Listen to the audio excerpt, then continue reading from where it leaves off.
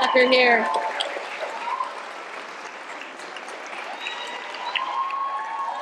No, you can't see it. Yeah. It's a little different from our normal conversations. This would be cool if it was like all the time, though. I'm a little nervous. I've done a number of these. It's the last stop on the tour, but Last stop, best stop. we did our prep call, and I think we talked about everything that we will not talk about here. I was like, what's not off limits, Des? Because I know a lot of backstory. We have a lot of backstory. So this will I'll stick to the book. We'll see what happens. Yeah, whatever was public. Okay, so thanks for being here, Chris. Thanks for the introduction.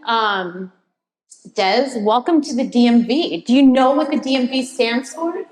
No. This is the District, Maryland, and Virginia, affectionately known as the DMV. I would love to hear some noise from this crowd tonight because it's only fun if you guys are super excited as well. So we had dinner last night. Chris mentioned that. And I said, Des, when's the last time you were in DC? And you said, oh, in 2016, right? What were you here for? I went to the White House to meet the president. Yeah, so Des only comes here to meet the president. So she met the president in 2012 and again in 2016. And we got her back here to hang with us. I mean, that's a big deal.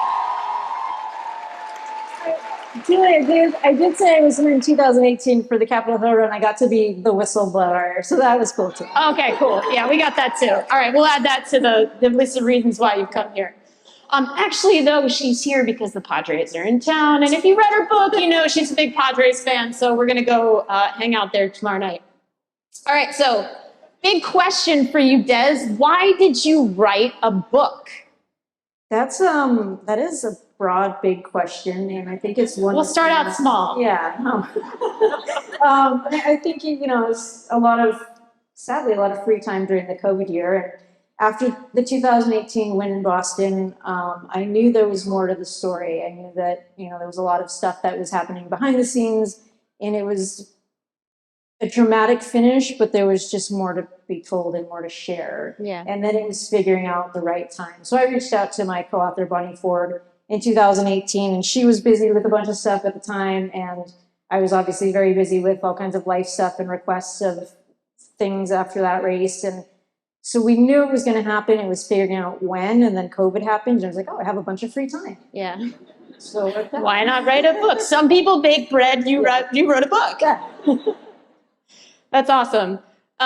We've talked about this, and I know you mentioned it in your book. It's like when you are in it, when you're a professional athlete, you really feel the notion of you're only as good as your last race. Like you're so critical of yourself. You always know that there's something more. I could have done something better.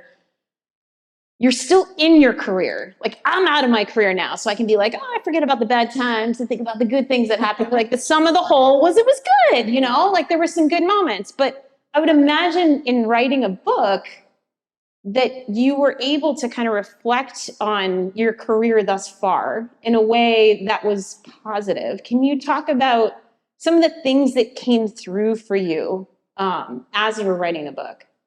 Yeah, I think that was one of the really great things about it. It was just, we had the pause of 2020 and there was time to get perspective and really look at those moments.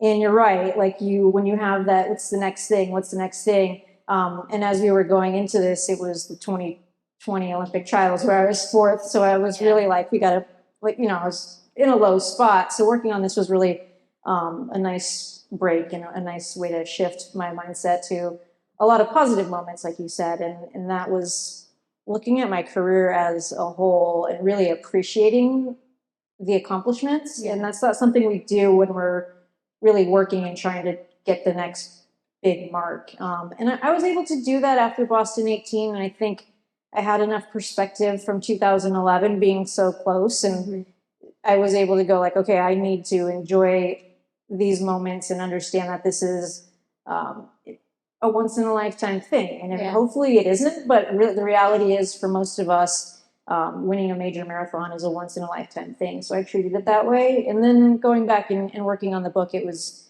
appreciating the second in 2011 in a different way, and making Olympic teams, and even the experience in London, where it's like I tried to take those moments and be positive and like appreciate the Olympic Village and all those things. But I was able to have a different lens while writing the book, and still talk about them in a real way, because even in the book they're not portrayed as like these shiny moments, but working through the ups and downs of it, I just feel like I'm very satisfied with my career. So that's a long answer for you.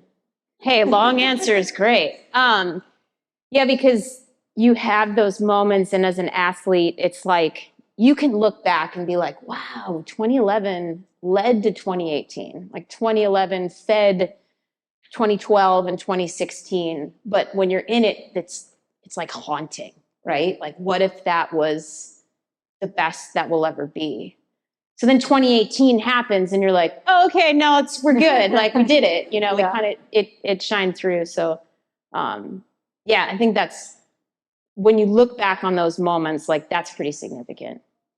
Yeah. I mean, I think it's easier with hindsight, right? But if after 2011, you have X amount of years where it was like, oh, onwards, upwards, I've proven that I belong here. I can compete with these people. I was super young at the time. I'm like, of course, I'm going to do this for like, 8 more years and be at the top and like win a bunch of these. And that's just not the trajectory of sport. It's not like that. It's, roller coaster. And so I think that weight, honestly, if I had won in 11, I might have hung up my shoes and been like, cool, next thing. Like I'm going to go try and kick ass at something else. You probably would have explored the world a little bit more. Definitely. Yeah. A lot more fishing out on Lake Michigan. Yeah.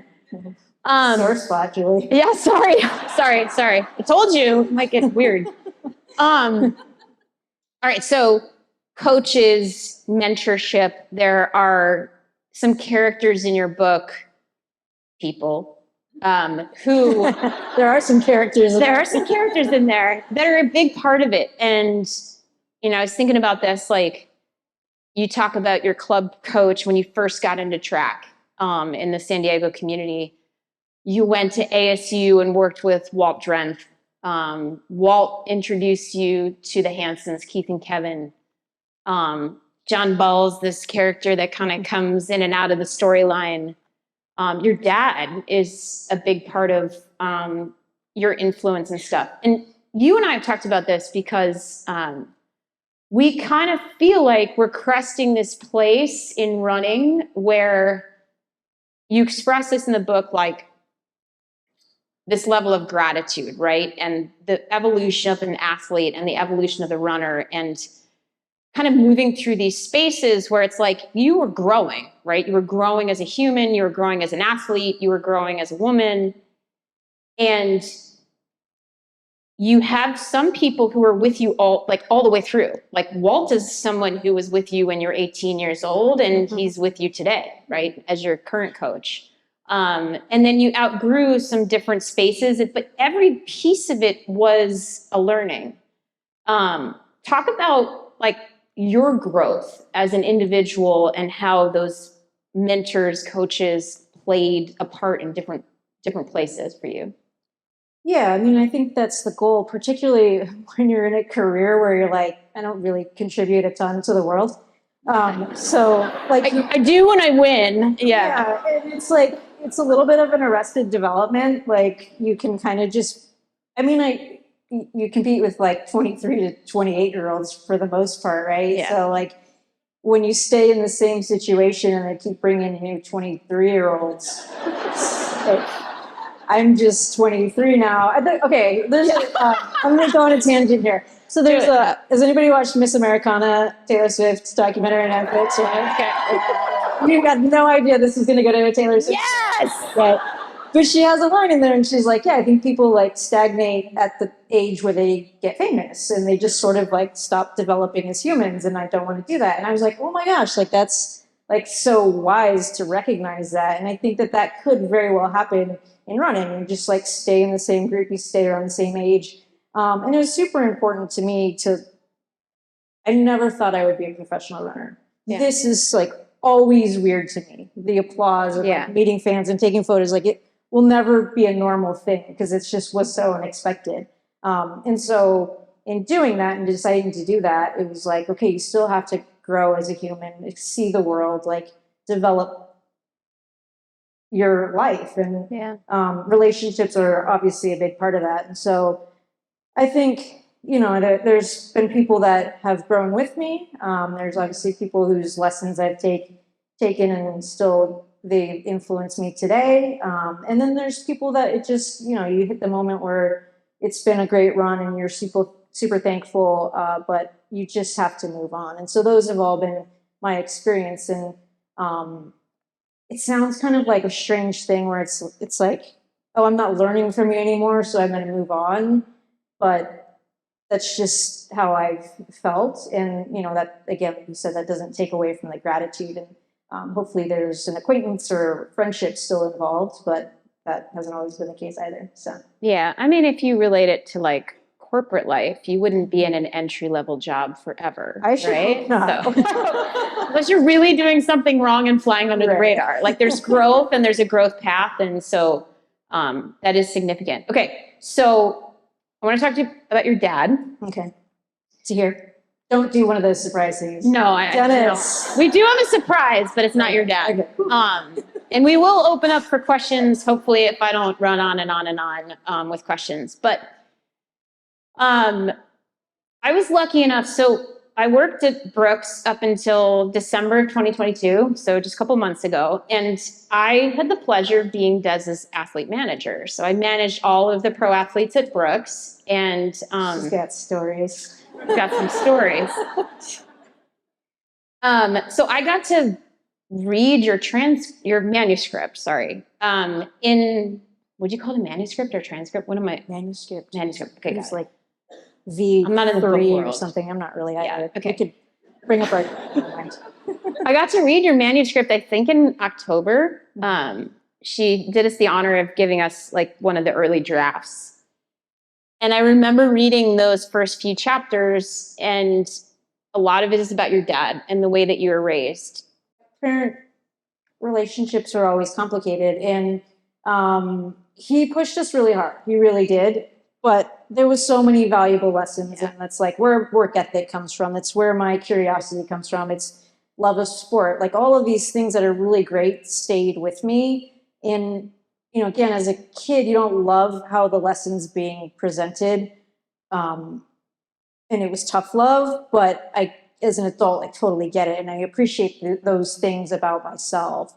And so I think, you know, throughout the book, it comes up a little bit later too. Like I understood that as I grew up and I got the point, and it was like, hey, I know that this comes from a place of love. Like my dad really loved me, cared for me, and I put that in there as well, even though, you know, as a kid, I wasn't really rebellious relative to my sister. It was a pretty straight arrow. You're like, you go first and I will follow. 100%. Yeah. Their relationship was much tougher. So I was like easy peasy for my parents. And you know, even now conversations are still like very stern. Like, when are you going to be done with this running shit? Like, you know, like I got that a lot. Yeah. And it's so different because it's like, I think he feels like a sense of guilt and responsibility. Like, you're not allowed to quit. You got to wait till you're, you know, done with the season, and then we got to pick another sport. Like he was always there. And now as you become an adult, he's like, no, like you're supposed to quit and do something else. Yeah. Like I've messed this up. And like, Dad, like, you know, it's fine. And he's always worried about my health. Like, you know, I had the fracture in my femur, and it was like, you can't beat yourself up. Like you're going to hurt your body. And I understand it still, again, from a perspective of love, but it's also now I'm like, nah. Like, there's still that piece of you that's like, oh, you want me to move 100%. on with my life? We are moving forward. What What's do you the next want? race? Okay, opposite. Yeah. So he did read the book, and he's very passive now, which is so funny because it's so different. He's like, oh, it's a really good book. Congratulations. And that was it. You're like, am I still invited home for Thanksgiving? Yeah. Like, what does this look like now? Yeah. I don't know. That's what he said, so I'll take it. That's awesome. All right, so you got the ultimate endorsement. Yeah. Good. Good job. Dad says Are you making 5 money? stars. Are you guys taking care of yourselves? Yeah. So I'm focusing on a couple of, again, characters, humans, people in your life. And Ryan, your husband, is like, the way he's depicted in this book kind of makes me giggle because it's very much Ryan. Like, he's always there. He's this constant force. And like, I've had the pleasure of meeting Ryan a few times, and he is he smiling? He's, yeah. So sweet. He's so sweet. But when you're in this job, it is really hard. And no matter who is on your team, like, everyone has your back. So you've got John Ball, who's given it to you straight in sort of an eloquent way. And John, I've worked with a lot too. So I laughed a lot in the book about John. You have to, like, you actually know John Ball, so you can appreciate those stories. And I'm glad that you put it that way, because then people aren't like, what is she talking about? Like, multiple sources. Go ahead. Sorry. Yeah, I think you said something really nice about like how delicately he works with. I was like, no, it is the most pain I've ever felt in my life. Yeah. To stay on track there. But so Ryan is this like silent force in your life. And there's this moment in... Wait, is this a spoiler? No. Okay. Everybody knows you won. That's why we're here. Okay. So it's the night before the big race. Like, no one knows what's going to happen. It's the night before the big race. There's so much chaos that weekend, right? So you've got the Dathan situation with the doping situation with Salazar that's still under investigation, and now he's on your team. You got questioned by LetsRun.com. Brooks was not super thrilled about, you know, the answers and stuff. There's tension with you and your coaches. You're actually like at that point not sure, like, am I moving forward with Brooks as an individual, or do I have to stay with the Hansons, or like, what does my future look like? Oh, and by the way, there's like the worst storm in Boston history about to arrive. But we didn't even like, you weren't even like thinking about that, right? The Brooks shoes that arrived like for one last workout beforehand, like another, when you're so like fine in the way that you're approaching a race, that can be something that just throws you completely. Like changing your footwear, changing your uniform if your uniform's uncomfortable. Like there's these little tiny, tiny details that make such a difference. So it's just complete chaos that weekend. And then you're like, oh yeah, and I kind of forgot to eat. I was like, yeah, that's stress. You know, I'm like, you got to go run a marathon. So there's this moment in the evening before where Josh, your agent, leaves and is like, hey, I met with Brooks. Everything's going to be okay. We're going to figure this out. And he says, good night. I'll see you in the morning. And you and Ryan close the door. And you can just feel in the book, like, kind of this just like, all right, it's done. You know what I mean? Like the chaos of everything that just happened. And then you're just like, oh, wait, I got to run this race tomorrow. And it's coming off of one of the most difficult years of your life, where you had the thyroid disorder, you were not running for a significant period of time, you were deciding whether you still wanted to keep doing this, you're having these conversations leading into those last couple, like everything was this like, and I've been there where like every workout matters, you know, and you're like a determining factor of whether I will keep moving forward. And so there's this moment where you guys are talking, you and Ryan, and you've already like built in all the reasons why you're going to step off the next day. And Ryan is like, hey, I think you should give yourself a chance. And it's like, that moment connected with me so much, because he's like the one that was watching, like quietly watching. He's seen you for years, and he had seen this like upswing with you in the last couple of weeks and couple of like months of like your attitude, the way things were kind of coming together. And you were so far, like the year prior, you were the best shape of your life. And he says this, and I'm like, God, that is so powerful. Like, talk about that moment. Like, bring us to that moment where you said something like the door was cracked open, like it was just wedged open. I had this like vision of me, like literally like looking around the corner, like, am I going to do this thing? But But I mean, those are the final hours. Talk about like changing your mindset. Like you walk into the next morning and it is absolute chaos, but you gave yourself a chance. And I feel like that relationship with Ryan was kind of the tipping point. I mean, you described it very, very well, and I think it was. Sorry, I'm supposed to let you talk. No, I loved it. Did you see how many people I talked to prior? I'm an introvert. Yeah. This was a nice relief. No, I'm teasing. Do you want me to tell your story more? Because I love it. Maybe. Yeah, no, I think, you know, even going back to when we first started dating, like him seeing me advocate for myself and that self-belief and what I thought I could accomplish in moments that I felt like I might be being held back a little bit. Like he watched all those things and he like stays in his lane when it comes to my work because I'm like, yeah, this is my job, not your job. Like I don't tell you your job. Yeah. Which is an easy thing for like someone to watch and critique and be like, you should be doing this, you should be doing that. But he would always, you know, kind of give his suggestions and that was that. And so for him to have this moment where he was very bold and like, I've been watching this and like, I remember talking about this with my co-author Bonnie Ford and just being like, no, it was like, Ryan was like, he doesn't get intense. He doesn't get emotional, like fired up. Like he was like pleading with me. You have to give yourself a chance. Like, this is ridiculous. Like, why is this where your mind is even at right now? And it was something, you know, that John Ball and I talked about since months prior. I'm like, hey, you can't just, I know you're Mr. Feel Good and everything's going to be great and you're always smiling and you're optimistic, but that doesn't, you know, change something that might be detrimental to my long-term health. It's like we have to be logical. Yeah. And he was really persistent and he's not usually that way.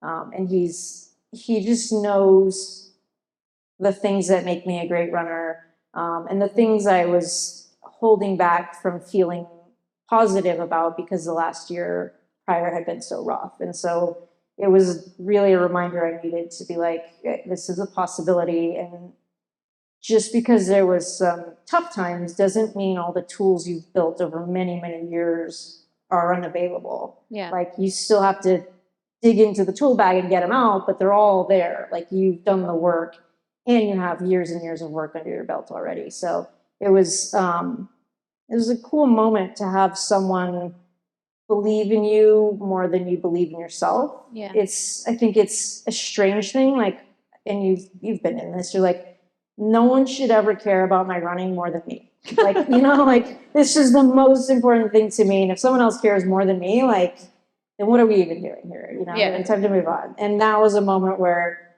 I was being very careful and calculated. And he was like, no, like you need to care as much as I care because I know this is in you. And it was really great. And then I don't know how many people watched the video of the finish where they had his face on with his stupid mustache, and he's just like grinning. Your proudest moment. You're like, really? A goofball. He had this big grin on. Raise your hand if you saw the finish. Yeah. And he had this big grin on his face that was like, I knew exactly when I saw it. He was like, I told you so.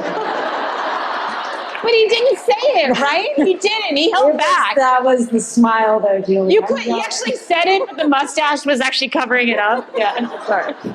You just missed that part. Yeah. All right, so I have read the book. I've listened to it on audio. I re-listened to it again this week just to get into the mode for this. And this third time of reading the book, and I have 3 little boys, so I don't read very often or listen to audiobooks very often, because if there is a moment of quiet, it's just like, I got to be there. But I was listening to this again today, and it struck me Phoenix. So Des went to school at ASU. All right, we got some Sun Devils in here, okay. I spent a lot of time training in Phoenix. Like when you talked about the winters, I was like, oh, you were speaking to me, because I went out there for like 3 or 4 winters in a row and would train with some other pros, and we would meet there. So I get how rejuvenating that place can be, especially when you're coming from winter climate and it's gray every day. And then you go down there and it's 70 and it's sunny every single morning. And it's funny because everyone's wearing like sweatpants and It's hilarious. puffy jackets and you're like in a sports bra. You're like, woo! It's tanning weather. I know. But re-listening to that portion of the book, I was like, oh, it finally dawned on me. I was like, all right, there's a lot of other reasons, but I used to be a coach. And so I know the way that positive momentum can affect, like can overcome lack of fitness.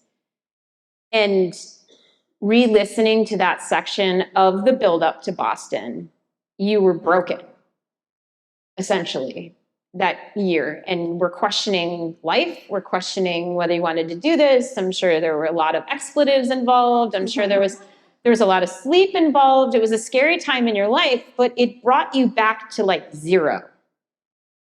And then there's this period in the book and in your life and in your story where it was like, there was hope.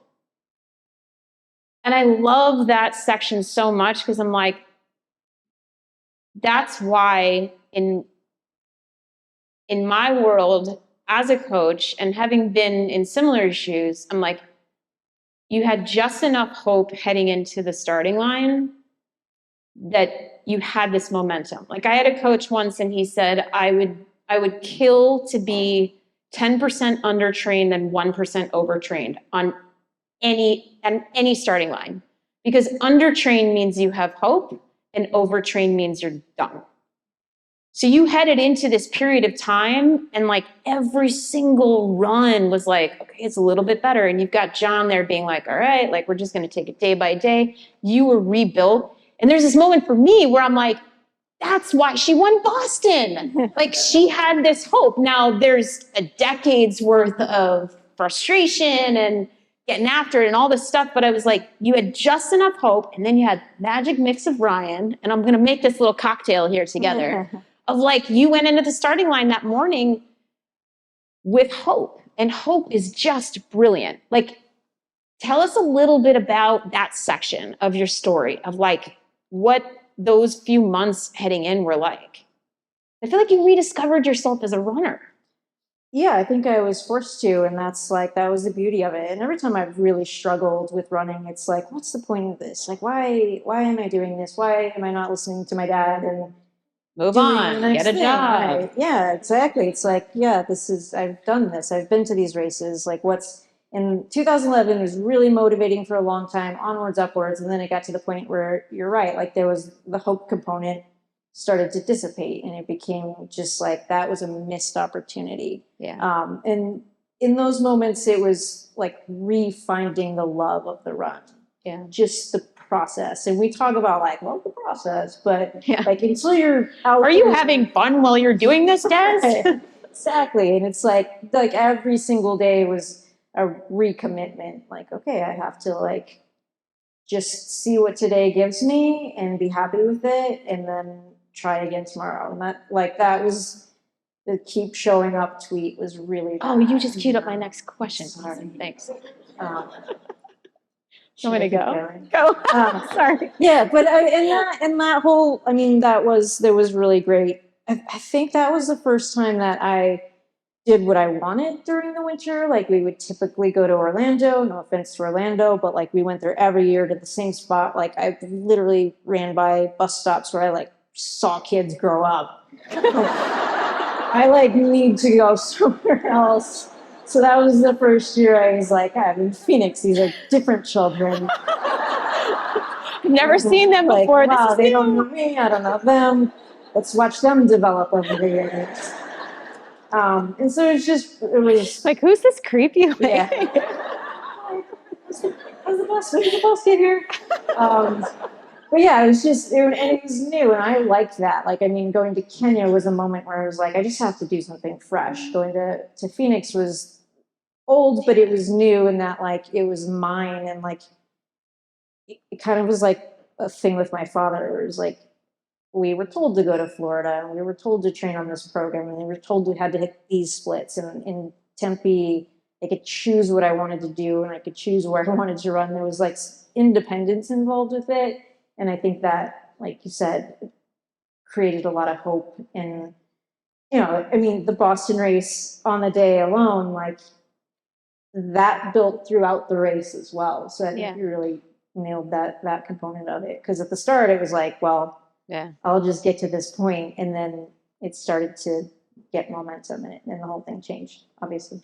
Yeah, it's crazy. All right, so we're gonna talk about keep showing up. So we've giggled about this. This is like a tweet that Des once did, and is like that now since become her mantra. And it's like on every Brooks shoe or like, you know, poster, whatever with Des, like keep showing up, keep showing up, keep showing up. Okay, I want to talk about keep showing up to the Boston Marathon. So you kept coming back for more and developed this relationship with the city, which was extremely powerful, right? And especially you having come so close. But as a pro, we get really anxious to like try new things and explore the world. And I'm going to go run, you know, Valencia. I'm going to run London. I'm going to run Chicago. I'm going to run New York. And so people move from course to course and city to city to try their luck. And to me, it was amazing just to continue to see you coming to the same place. Like, you know that place like the back of your hand. And obviously, we now know that was the advantage, right? Like, you knew that course. You could probably close your eyes and see almost every spot on it. I'm sure that's part of your stubbornness, though, too. It's just like, all right, I will do this. I will win. I will conquer you. And I will not stop until I do. But to me, I don't know if there's a question here. I just keep going. But to me, like that was, Judgment. yeah, I'm just going to keep rambling on about your life. To me, that was the keep showing up element. Like you kept showing up, like you have to put your shoes on every single day when it's super hard and people think it's a dream job. And it's a dream job when you win. It's not a dream job day to day. But that keep showing up element, I loved that. Like, were you conscious of that? Were you conscious of like, I just got to keep doing this? Were your coaches telling you had to keep going to Boston? Like, why did you keep going back to Boston? I love it. I mean, like when I think about retiring and not being in that race on that start line, like I could start crying right now if I thought too much about it because it's just so fun, you know? And Yeah. like at the core of it, when I think about like why I'm still doing this and how I've kept up at this for so long, like it goes down to like make sure it's fun. And that's so elementary and fundamental. And like people are like, man, well, like not really, like it's the money, right? Or it's like the travel, right? Like, no, It's fun. The paycheck is really fun too. It's all the fame, right? That's a joke. Yeah. So like, but it's real, like, it's got to be fun. It's way too much work if it's not fun. And so I just love being there. I ran my first marathon, my debut marathon in 2007 there. Super lucky. I didn't have to get a BQ. They had the US championships there. So like I was just good enough to get in. I wasn't good enough to get elite water bottles. I had to take the cups, the paper cups. Oh, you've come so far. No, and like you pinch them and then you drink it and it goes up, like 70% goes up your nose. Yeah, most people here would understand that. They probably don't know what elite bottles are like. Okay? Gatorade all over your face. Like, this is awesome. I think I got some. I feel hydrated because it was a nor'easter that year, so I don't know. But I had so much fun. I was like, this is really cool. But also like the organization, the BAA, they treated me like I belonged from the beginning. So like meeting those people, getting a feel for the course, I come back in 11 and get so close. And it went from like, you know, being part of the elite field at the start to being like, everyone was so invested in that race by the end. And then you felt like you had something to prove and you felt like you had the city behind you and the organizers behind you, the folks at John Hancock, like everyone became invested and that was cool to have people care, love the course. And then it was like, I can do this and I want to do it here because to win as an American on this course after this long drought, it will be different than anything else I can do anywhere else in the world. So it was an easy decision to keep going back there. And I do have I'm going to go on a little tangent and tell you the story because you said I know that course, the ups and downs, and I really do. And I think that's a huge advantage. And I finish every year and I realize I like I missed that part, or I forgot about this section. Yeah. When we were writing the book, we all done, it was like, no more edits. Good, we're done working here. Allison Wade got an advance copy, and she wrote to the publisher directly and was like, hey, so I think that there's an error in how she described the course. Oh, geez. Do you like see it backwards in your mind or something? And I looked at it, and sure enough, she was right. And so we made this one very last minute edit on the course. So maybe I don't know it at all. That's my point. I wonder how many people would actually be able to call you out. We too. got it fixed, yeah. But well, if she can, she will. Yeah. And shout out to MK too. Mary Kate was and is the elite athlete coordinator for Boston. And she's a big part of your story too, and your friendship and your relationship. And I will say, and Des knows this better than anybody, but there are not a lot of women who are leading the charge in our sport. Yeah. It is very much male run and continues to be. So having someone like MK be a big part of your story, like she's amazing. Yeah, it's super cool. I mean, that someone would take the time to mentor an athlete and care about having them fit into the race or be getting really good deals. In tough conversations too. It's not like I'm just going to tell you the rosy, flowery story. It's like, hey, this is the hard stuff, and let's have the real conversation. Yeah. And that's how we move forward. But that she is so busy and in such an important role, and that she would take the time to help an athlete like that it meant a lot to me. I knew her before she was actually the elite athlete coordinator. Cool. And so we got to kind of build our friendship as she was moving through the ranks as well. So it was great. And she does so much for the sport. I think we don't realize all the politics that go on and all the, conversations behind the scenes with the World Marathon Majors. And it's a room of 99.9% men. And then MK's in there, slamming her fist against the table and being like, no, this is what we need to do. And this is why we need to do it. And this is why Boston's the best and London can go pound sand. As it should be said. Love it. All right, so we've been dancing around it. We did spoil earlier that Des won in 2018. Sorry about that. The craziest, yeah, let's go. All right, let's go. Like the craziest story. Literally, there were so many phases of that race. Like you're literally like at bathroom stops with Shalane Flanagan and blocking the wind and like, oh yeah, I'll pull you back in. You're like everybody's best friend, which I was actually laughing to myself because I'm like, you're kind of short and Shalane is taller than you. So I don't know how much you're actually blocking the wind for, but I think the effort was there. So I'll stop talking because I think everyone would love to hear, let's call it the last 4 miles of the race. Yes, let's hear it, okay? I want to hear it outside of the book. Like walk us through, bring us up to that point, walk us through those last couple miles. And then everybody wants to know, just tell us, crossing the finish line. I mean, you could not be there was no one that wasn't crying in that moment. And I can watch that over and over and over. I cried rewatching your 2011 race this morning. So cried even harder watching 2018, but bring us to those last couple of miles. Yeah. So I don't know the course super well. So the last mile was a little iffy in my head. So I'll just take you. Yeah. So we were chasing Mamiti Daska, who had gotten a big jump while Shalane was doing the thing in the Porta-John. Yeah, and so did you say 13 seconds? Were you counting? I didn't count. Someone put that out on the internet. Holy cow! Wow, somebody had a but it was stopwatch on it. It was very. Des, were you literally like? Yeah.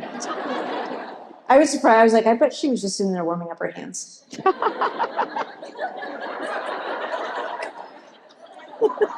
What else? What else? I mean, I don't know. Whatever happened in there. Yeah, that stays in there. She did. She asked me. She was like, "Do you think I can go to the restroom?" And I was like, I didn't give this detailed account, but I've never been running and had to go to the bathroom and then had it get better as the miles went along. Yeah. It's like, you should go. Like, Yeah. there's no question. It happens to everyone. Yeah. Everyone. I'll lose a sock every now and then.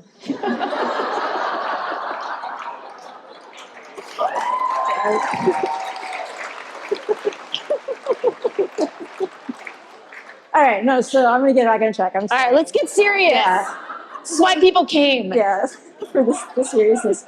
So Daska was ahead, and Gladys Cheshire was in front of me. Early on, when I was kind of with this breakaway group, I was like, oh, I'm gonna just push. I know the hills. I know how I want to run in here. Like, I was getting in race mentality, and I passed her, and immediately she passed me back. And I was like, oh, okay, well, if you want to push into the wind. Spicy. Here we go. Yeah, like, knock yourself out. That's amazing for me. I'll just sit behind you, and you can walk the wind for me.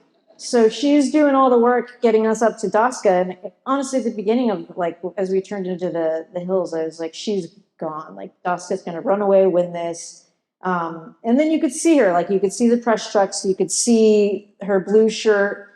She wasn't running the tangents at all. And Cheshire was not either. So I was making up a ton of ground just by running the tangents. And so you do know the course. I know the tangents. I know a tangent anyway. It's weird how many people don't. That's true. Yeah. So Cheshire basically tows me up to Daska, and like, you can see Daska's just out of it. It's like, this is not a race with her. Like, she's in survival mode. We're in racing mode. And I remember at that moment being like, maybe I can finish second. Like, we're gonna do it again. Yeah, I was like, but I was so, like, all circumstances, like, this is amazing. Like, I think I can finish second. And then I felt really good, and she's not making any bold moves. And I was like, okay, I'm like right on her. And I was like, I'm gonna test her, because she's obviously wanted to be the aggressor. She tried to pass her, and she's like, absolutely not having it. I'm just gonna test her and see what happens. I'm gonna go past her, put a few hard steps in, and see if she gets on my shoulder. If she passes me back, like, what's her response? And past her, put in the hard steps, nothing. Like, okay, this is a change. Such a good feeling. Yeah. It's just so insanely hard to break people. And that's the goal, right? Like, and hold on. That's what people understand. Like, right. You need to understand this. And especially as, like, women growing up in the sport too, people are like, oh, yeah, you guys like talking like friends. You're like, no, I want them to, like, die. I am going to, like, make them bleed. Right. And then you're like, hey, good job. I'm so happy for you. And you're like, I will get you. Between the curbs, like, I said this in some of the book, like, when we were trying to sell it, in some of the meetings with the publisher, it was like, talk about the competitive side. I was like, look, between the curbs, I want to rip your face off. And I want to hang on to it, and maybe put it on, and throw it down, step on it, and keep going. At the finish line, cross, and I respect you. Yeah. Hell I'm yeah. a different person, but start to finish between the curbs, you're just vicious. And you do whatever it takes. So, like, you're trying to break Daska. Like, I want her to quit.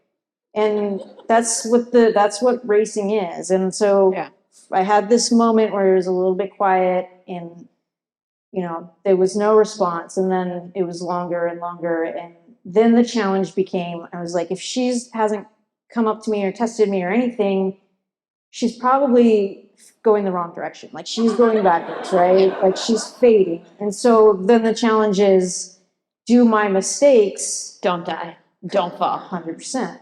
Yeah. Do my mistakes cost me? How bad can I blow up? Who's chasing me? Because then you're the dangling carrot there. Like, someone's ran smarter than me today. I just know it, because I know I've made a lot of mistakes. And that was just fear running the last, 3 miles or so. Got the underpass over, I think it's the Mass Ave Bridge. I don't know the course that well. Maybe it's geography. It's fine. So I had the jacket on, and it had the sideways bib. And at the start, I had told MK, like, can I wear this, like, on the jacket? And she was like, yeah, because you'll just finish with your uniform, and, like, you'll have the proper bib. And I was like, so on the underpass, I was like, I'm gonna get DQ'd because I have this jacket on. Yeah. Like the rules, the World Athletics rules with uniforms Yeah. and stuff are just obscene. Bonkers. Right. I Yeah. literally think of that. So I like, So that would just been like fear of like, yeah.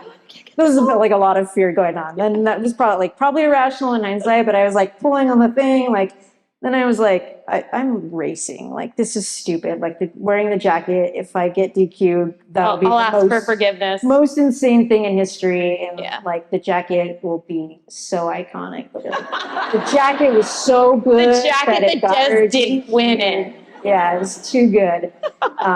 And so that was the thought process there. And then even there you come out, you do the right on Hereford, left on Boylston, running in fear the whole day, left on Boylston. I remember just thinking, well, first of all, I turned left and it was like the most gnarly wind of all day. It was just this massive blast. It was one last downpour. And it was so funny because I like kind of smiled. It was just like one last course being like, you can't win. And I smiled and I was like, Here we go. I know I've been being chased, but if you're chasing, you're running harder than me. You're putting in more effort. Yeah. You're doing more work. And I've been preserving, and I know this last 608 meters, 608 meters from that turn to the finish line better than anyone. I mean, it's a straight street, but I know it's 608 meters. I know when to move. I know you can't lose it at the Lennox. Like, I just know how to run this better than anyone. So I was like, I'm ready to fight down this stretch. Let's go. Well, normally in a race, you would have the crowd also telling you, right? Like people are talking to you, and especially when you're the hometown hero there. So you couldn't hear anything. Were people even out there? There was it like crescendoed, like more people started coming out, and I'm good friends with the Shays who live right by the underpass, and they were like, no one was out there all day, and then we started seeing that it was you leading, and it looked like you were going to win, and then the streets like it was like everyone came out, and it was just they're like, all sitting at their hotels, like watching quietly and warm, and they're like, "Oh shit, we gotta go." Did we see history? It's also really nice here right now. That's awesome. Yeah. So made it past the Lennox, saw Tom Grilk of the BAA, the president at the time, and there's a line of cones down the middle. If you're going to win the race, they point you to the right, and everyone else has to go to the left. So they're not in the shot, and they can get the beautiful. No, if you're not winning, they do not care. Go to the left. Get out. Let go. And if you rewatch 2011, they like. If it's it was a cluster with the two of you coming in together. Race, they're like, go to the right. And then I was like, I'm not winning. I should veer a little to the left so that they can get the shot. Yeah. And you'll notice it on the like. You're so nice, Des. What are you doing? You should have ruined that picture. So Tom Grilk's, they're waving me to the right. I'm like, winner's lane, baby. Like, let's go. He does the arm pump like this. And I'm like, he's not arm pumping. I'm not in the right lane. It's like, I'm going to get out kicked right now. And then I broke the tape.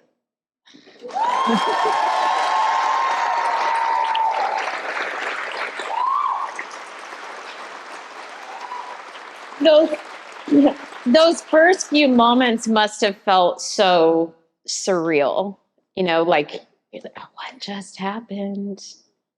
But with an F-bomb. Yeah. Couple of those. I mean, it was the strangest day. Like, if I were ever going to think like, hey, there was divine intervention, like the good guys won, that was that day. It just felt like there was another force at play. Like, hey, not like you deserve it, but we're going to make it really hard. And the opportunity is there if you can push through and be the grittiest person. And like I think it was, I can't remember the podcast. Someone was like, do you wish you had won on a different year? Do you wish you'd won so that people couldn't say, well, you only won because of the rain? I'm like, hell no. Like, the marathon is about toughness. We sign up to find out how tough we are, what we do in the hard moments. And like, we're in this era where it's like, let's make the courses flatter. Let's block all the wind. Let's get bouncier shoes. Let's have better fluid. Like, it's just like, how can we make it easier? And that day, like, it was just the toughest day. Yeah. And if the goal is to find out how tough you are and how good you can be when things get difficult, like I want to win on that day. So I was very happy. Thank you to Des, thank you to Bonnie, and thank you guys for coming tonight. It's great to be with you. Thank you. Awesome. Awesome.